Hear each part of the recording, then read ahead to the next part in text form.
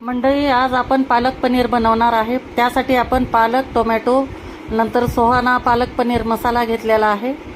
तर आपण 2 चमचे तेल टाकून हिरव्या मिरच्या 4 टाकल्यात, 2 टोमॅटो टाकलेत, आलं लसूण टाकले आणि नंतर चिरून धुवून घेतलेली पालक टाकली। 2 मिनिट आपण परतून घ्यायचे छान आणि 2 मिनिट परतून झाल्यानंतर काढायचे आणि थंड झाल्यानंतर छान पेस्ट करून घ्यायचे।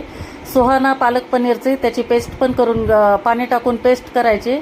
तोपर्यंत 3 चमचे तेल टाकून हे पनीर आपण याच्यामध्ये फ्राय करून घ्यायचे। नंतर त्याच तेलात जिरे टाकायचे, नंतर आलं लसूण पेस्ट टाकायची, नंतर पालक पनीर मसाला पेस्ट टाकायची, नंतर पालक वाटलेलं ते पेस्ट टाकायची आहे, कसुरी मेथी टाकायची, याच्यानंतर 4 चमचे दही फेटून ते टाकायचे आहे।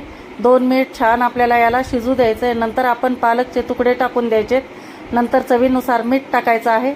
5 मिनिटानंतर आपले पालक पनीर हॉटेलसारखे एकदम तयार।